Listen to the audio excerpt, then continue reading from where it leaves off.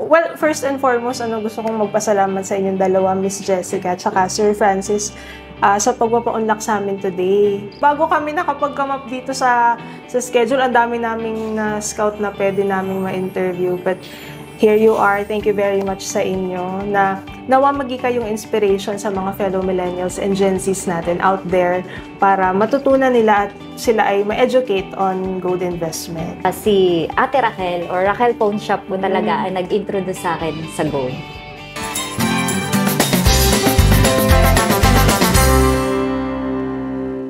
Magandang araw, Raquelistas, at welcome sa kauna-unahang episode ng Sa Palagay ni Ate Raquel.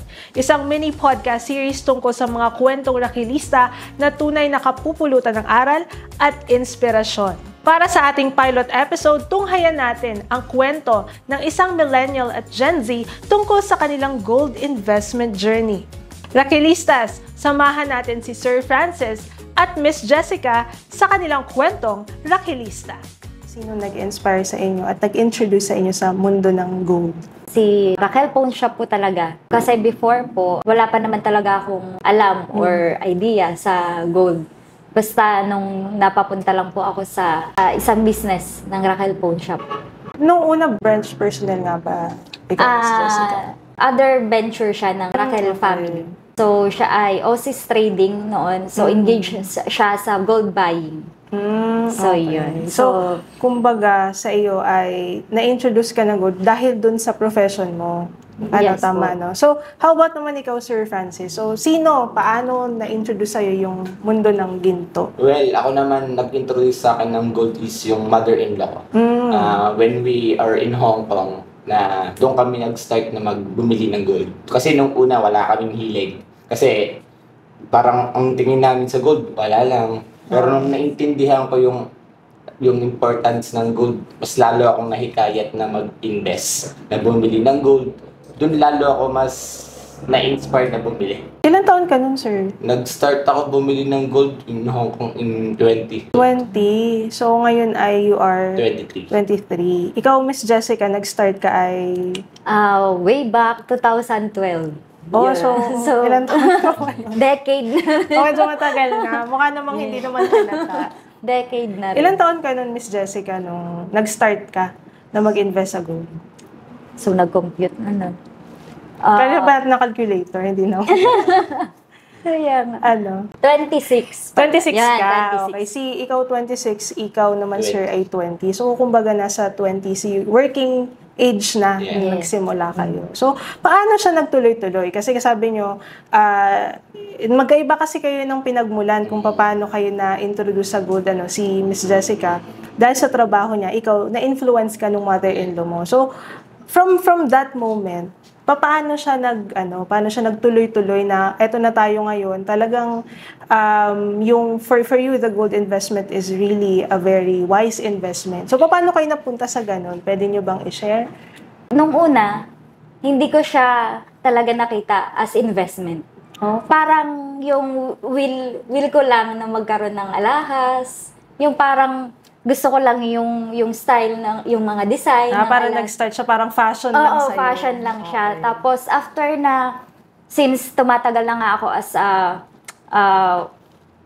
staff or nag-work nga sa isang doon nga sa isang business venture ng Raquel family. Parang naano ko na mas maganda kasi in case na kailangan mo ng agarang pera, mapa-emergency or planadong gastusin, isanla mo lang siya, instant, pera na agad siya. So, wala ka nang ibang kakausaping ibang tao or mag-iisip ka pa na kung saan ka pwedeng mag-loan. Kasi yun, instantly, sa dami ng branches, lalo na ng Raquel Pawn Shop. So, once i-pawn mo lang siya, so yun, instant money na. So, tapos yun nga, investment din for future use na din siya. Na-realize mo siya all throughout. Yes. Ikaw naman, Sir Francis, paano siya nagtuloy-tuloy into a gold investment journey for you? Kasi ako, nung sabi ko nga kanina, nung nasa Hong Kong kami, kasi this is the first ring na nabili ko na. Oh. Nabili ko sa Hong Kong. as a practical, kasi tayo mga Gen Z, Okay. practical tayo. Siyempre, nakikita natin. Tama. Tayo mga diba? Gen Z. Mga Gen Z. Tayo mga Gen Z. Kasi after nung once na, pag-uwi natin sa Pilipinas, kasi sabi nila, nung nasa Hong Kong kami, 70 to 80% daw yung profit. Kumbaga, ibabalik na yung capital mo pag sinanla Okay. mo. So, ibig sabihin, nung bumibili kayo, na-educate na din kayo. Kasi ibang sa Hong Kong, kumbaga ibang tinuturuan nila kami. Sabi, pag sinanla mo yan, pag pinown mo, 70% nung from the capital, yun yung babalik agad sa'yo. Kumbaga, doon ako nag-start. Pag-uwi ko ng Pilipinas, kinabukasan, nagpunta na agad ako sa isang pawn shop. Trinay ko na i-appraise to kung magkano.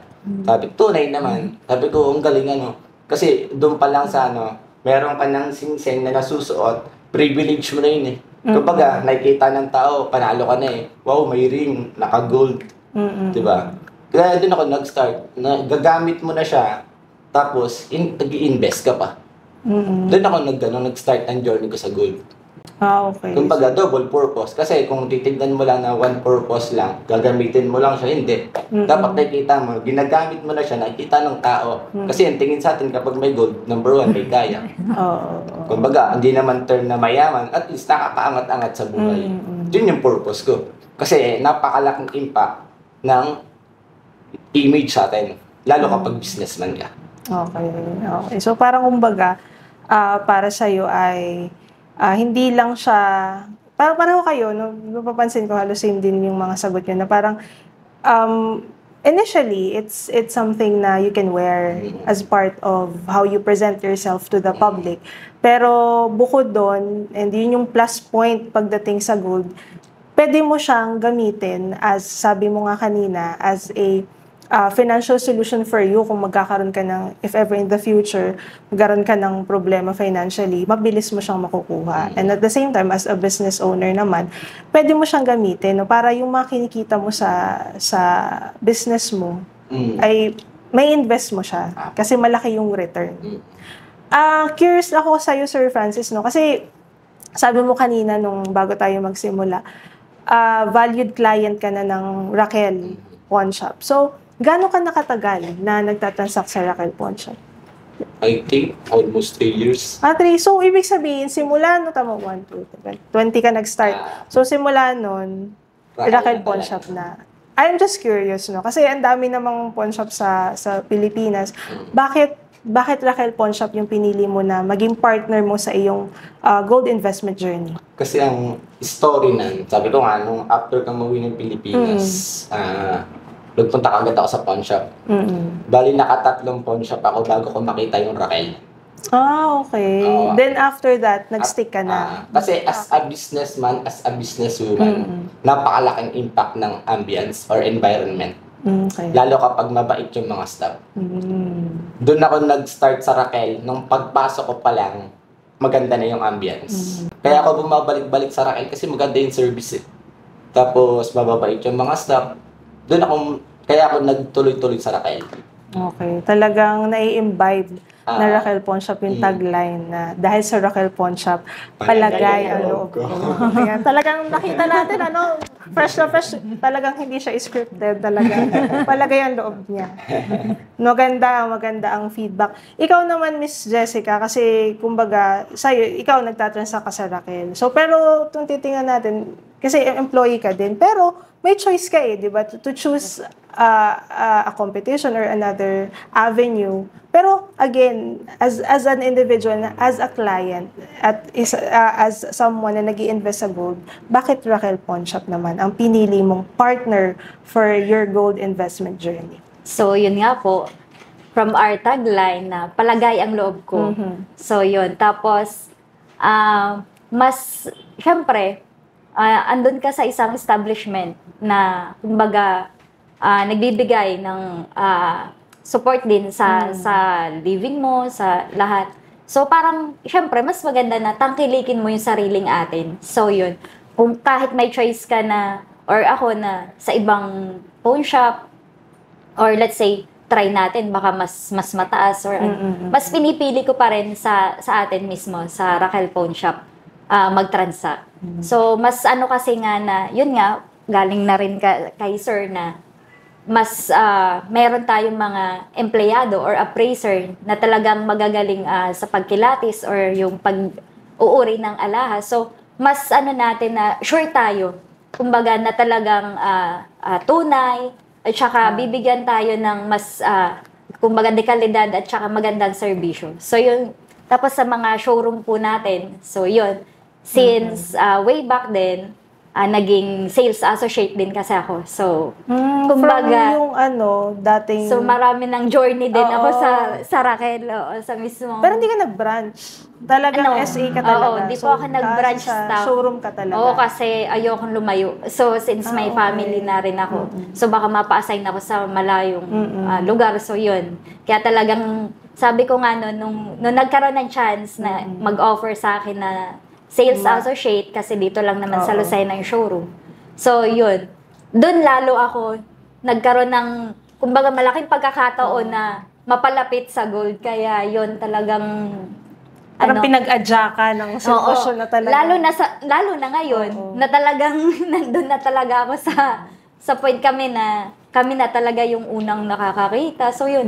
Tsaka yun nga, siguro yung talagang ko rin na yung sa mga design ng gold na na kahit maliit lang.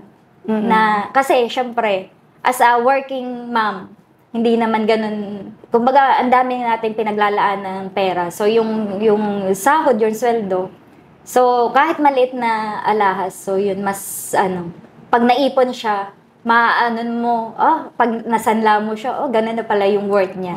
Kasi talagang ang gold ay nag-a-appreciate ang value. So, yun. Oo. Nakakagirus kasi parang habang pinitingnan kita, Miss Jessica, talaga hindi nawawala ang mata ko dyan sa Nag-curious lang ako doon. Ang tagal na nyo na nag-i-invest sa gold. Nabibilang nyo na ba yung kung ilan na yung mga items na nai-invest nyo? Ayun, actually, personally. Madami-dami na din, Oo, kahit maliit. Tapos talagang may inventory ako sa... Oo, kasi ang sarap ng feel. Yan, tama yun. Kaya natatuwa nga sila, sabi, talaga ang sarap din ng feeling. Na maaano mo na, ay, ganun na pala yung na-invest ko, na di mo akalain pagdating ng panahon. Kaya yun, mas maganda na nag-invest talaga tayo. Yung kahit halimbawa, sabihin mo walang budget or saka na lang, sayang yung time. Kasi habang tumataas talaga ang value ng gold. Tama. So, yun. Feeling, kumbaga dun sa mga nai-invest natin ng mga gold items, feeling accomplished tayo. No? Kasi nakikita mo na yung kinikita mo sa hanap buhay mo, nailagay mo siya sa tama. And sa pagtagal ng panahon, yung ibinili mo na gold, kung magkano man yung value niya in the next few years, mas mataas pa. So, talagang mga kaibigan, living proof po sila na how gold investment is really a very helpful investment. So, nabanggit nyo kanina, I think si Miss Jessica, so gusto ko lang din malaman, sabi kasi nila, di ba, gold is a universal currency. Kumbaga, it's an international investment. Kung saan ka pumuntang bansa, gold has value. So, sabi rin nila na gold is also a very significant solution, napaka-helpful na solution niya sa isang tao na merong financial challenges na kinakaharap. Ano ang opinion nyo dun sa statement na yun? Na sinasabi nila na aside from, gold is, a universal investment, is a universal currency. At the same time, ang laki ng naiitulong niya sa isang tao na merong, kumbaga, financially challenged, na basta may ginto ka, kailangan mo ng pera at that specific moment, makukuha mo siya agad. What is your opinion on that? Or do you have any other experiences before na nagkaroon kayo ng challenge financially and then yung gold ang naging solution niyo dun sa problem? Ako, sige, ako na. Universal currency. Gold sana. Kasi gold never gets old. Diba? Kasi ang gold, kahit hati-hatiin mo, kahit naibebenta mo ng tingi-tingi. Diba? Pag halimbawa, may calamity, pwede mo ibenta. Kumbaga, sa madaling salita, ang gold, pataas ng pataas ang value. Bumaba man saglit, pero napakabilis tumaas .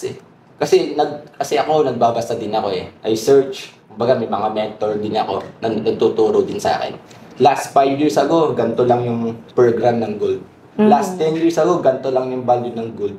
Tapos ngayon, sobrang taas na. Kaya dun ka mapapaisip eh, na ang gold talaga, kumbaga, tamang investment, good investment. Kasi sabi ko nga kanina, once na may calamity, ang gold lalong tumataas. Oo. Once na may gera sa mundo, ang gold lalong tumataas. Diba? Kapag may ganito, may bagyo, kumbaga, ang gold pataas ng pataas talaga ang value. Hindi siya bababa. Kasi sabi ko nga kanina, kumbaga, kung iisipin mo talaga, kasi tulad namin mga Gen Z, mag-i-invest ka talaga eh. Alam kasi kung bakit sabi ko nga, na halimbawa, imagine mo, pag nangailangan ka, sabi mo kanina, kasi kami, nagpa-construct kami ng restaurant namin. Mostly galing yun sa gold eh. Okay. Oo. Laking tulong Kasi ng kapag, gold, no? imagine mo, sabi ko nga, itong ring ko, last 3 years ago, ganito lang yung value. Tapos ngayon, sobrang taas na. Kasi nung una, hindi ako satisfied sa gold. Diba? Kasi bakit? Sabi nila, 70% lang babalik sila capital. Imagine mo, ganito yung nilabas mo. Kung 100,000 yung value ng gold mo, 70,000 lang yung babalik sa'yo. Diba? Pero from the word investment, dun ako natuto. Doon ko nalaman. Kaya pala invest. As time goes by, yung gold mamahal. Need a time, need a year. It takes a time, it takes a year. Hindi pwede kasi usually sa mga Gen Z kapag bumili ng gold, sanla mo na kagad, tapos isipin nila bakit ganito lang yung value. Hindi. From the word invest, it takes time. It takes year. Diba? Doon, sabi ko nga kanina, nagpa-construct kami mostly sa gold. Pag halimbawa may mga gusto kami na bagay, gusto namin ng kotse, gusto namin ng motor, gusto namin ng mga gadgets, hindi kami nanghihingi sa magulang namin eh. Mas nakaka-proud siguro sa isang magulang yung nakikita na yung anak niya, nakukuha yung gusto niya na hindi humihingi sa magulang niya. Diba? Doon, pag may kailangan namin ng gadgets, sanla kami ng gold. Tapos, bili kami ng gadgets. Tapos, ayan na yun, nakasanla yung gold. Kailangan matubos. Kailangan mo ulit magtrabaho. Pampasipag. Yun yung gold para sa akin. Tapos, yun, tama naman talaga. Gold is universal currency. Yes. Ikaw naman, Miss Jessica. Yun nga po. Universal currency ang gold. Kasi sabi nga, gold is money of all kings. So, yun. Kumbaga, talagang, ano mo siya eh. Tsaka yung, kasi, di ba, pag may gold ka, kahit wala kang pera, instant money kasi siya kaagad. Makukuha mo siya agad, yes. Right then, pag kinailangan mo so, siya. yun. Kaya talagang maano mo siya na universal currency siya. Tapos, yun nga, store of value kasi ang gold din. Talagang, sa una, maano ka na yung value niya parang kapantay. Or yun nga, sabi ni Sir, yung 70% lang. Pero pag kapantay na, siya, 100%. Tapos malampas pa siya dun sa 100% ng pagkakabili mo. So, yun. Tapos talagang investment opportunity siya sa bawat individuals. So, yun nga, yung nagiging agarang solusyon siya sa suliraning pang financial natin. So, personally, nung nagpagawa kami ng bahay, so yun, syempre, habang ginagawa kasi yung bahay, may nakalaan kang pera, pero yung nakalaan mong pera, habang mas may kailangan pa palang gastusin. So, yung gold, yun yung naging... Yung mga biglaan, kailangan yung mo agad. kailangan may nadadagdag eh. Yung estimated na pagpagawa mo, kailangan pa pala ng ganito, ganyan. Di kulang yung pera. So, wala ka na Pero kung yun nga, yung gold, yun yung naging ko din na inihabilin ko muna. So, yun. Tapos after ng okay na, tapos may inasahan ka naman pera uli. So, pwede mo naman siyang tubusin or kunin uli. So, yun. Kaya talagang... Malaking tulong, Malaking tulong. Pero alam mo sa for the information lang ng mga manonood natin na hindi pa sila ganun ka-educated. Alam nyo ba na, I think, if we are going to compare yung performance ng gold sa world market, ha. Itong taon na to versus last year, roughly, an average, nasa 40% yung increase niya versus last year.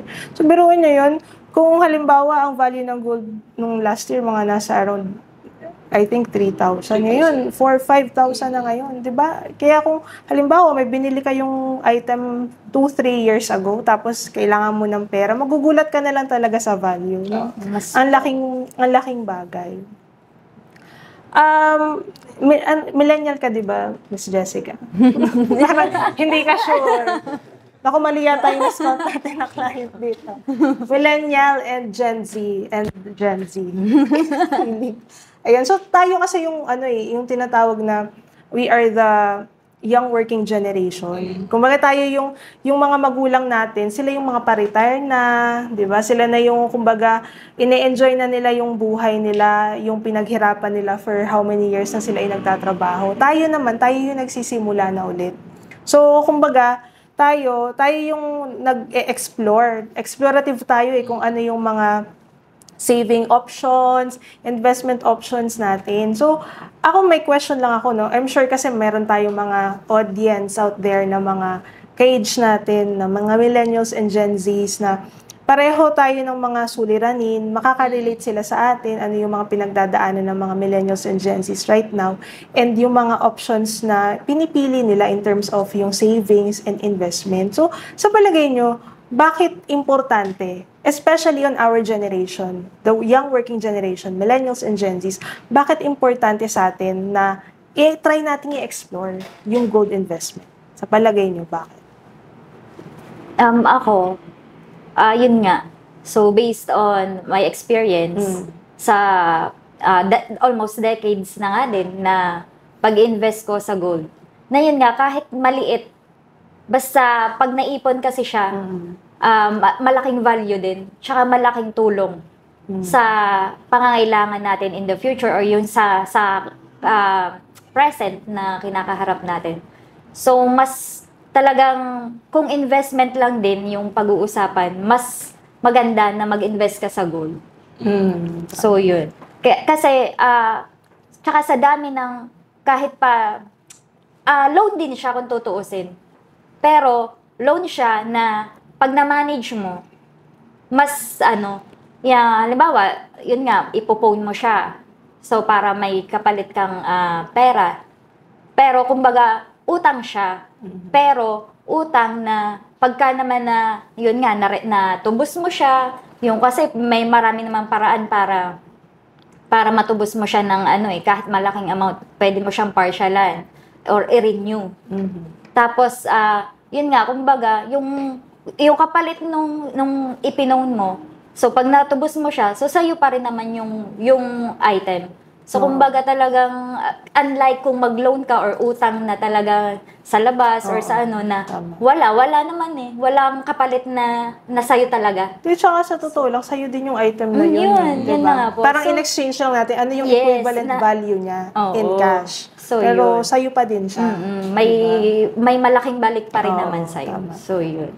So, yun po aking Sir Francis. Kasi as a Gen Z mindset, diba? Pwede mo naman, kasi sabi nung ibang Gen Z, pwede ka nang bumili ng marami na bibili sa Changi na fake gold. Tapos, yung iba, authentic gold. Marami ka mabibili, 100 pesos meron ka na. Diba? Kumbaga, as a Gen Z mindset, pwede ka naman ganito, pwede naman ganito, para makita lang na may gold ka. Pero hindi, dapat kasi, maging wise ka Kapag bumibili ka ng mga fake gold, para konting idea na din. Pag halimbawa, meron kang fake gold, iba kasi yung confident na meron ka if you are wearing a fake gold and authentic gold. Diba? Kasi lalo na kapag bumibili ka ng gantong gold, kasi alam mo naman sa sarili mo yun Kumbaga konting idea na lang, magbigay na lang din ako. Kasi if you are buying a fake gold, you are spending. If you are buying authentic gold, you are investing. Yes, tama. Diba? Kaya from that, kung Gen Z ka na mindset, magkaiba yun, spending and investing. At dun sa nabanggit mo, ma'am, na saving and investment, ang alam ko sa Rakal, di ba may layaway?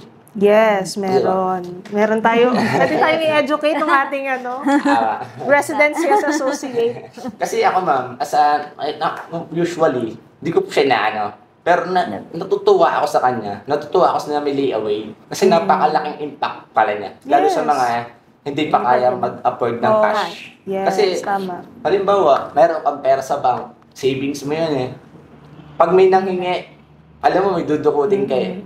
Alam mo may ibibigay ka. Ibig sabihin, yung yung pera mo sa bank, mauubos ng mauubos. Hanggang sa mawala na, maging zero na. Ang available na lang is yung available balance, di ba? Yung maintaining balance. Pero kapag nasa layaway ka, imagine mo, naguhulog ka, hindi mo pwedeng kuhanin eh. Tama ba ako, no? Di ba? Hindi mo siya pwedeng kunin, hindi mo na mamalayan as time goes by. Meron ka na pala na book, isang alahas. Yun pala yung sinesave mo. Yun Kung yung equivalent sinesave ng mo. savings mo na isinusubi mo dun sa sinesweldo mo or sa kinikita mo. After a few months, hindi pala siya napunta sa wala. Ginto pala ang kapalit niya. Yun siya. Tapos, kapag nakabili ka na ng alas, pag nangailangan ka ulit ng pera, ito na yung kailangan mo. Pag nangailangan ka, pwede mo ulit sanla. Tama. Diba? Kasi kami usually ginagawa namin pag may excess kami pera, instead na bumili kami ng mga luho, mostly nilalagay namin sa gold. Yan, tama yan. Kaya sa mga Gen Z, be wise. Be wise na.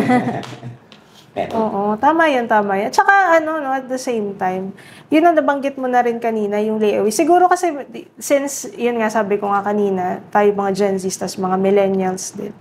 O feeling Gen Z talaga. Talaga kinlame ko na Gen Z ako. Yung young generation natin ngayon. Siguro isa din sa, naririnig ko rin kasi yung mga comments before na parang, gusto ko kaya lang, medyo pricey. Mahal. Diyan papasok yung layaway ng Raquel Pawn Shop.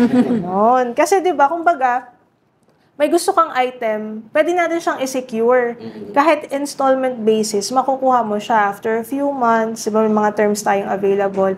Lapit lang po kayo sa pinakamalapit na showroom sa inyo. Pwede na kayong kumuha ng gold. At aside from layaway, so yun po mga sa ibang lugar.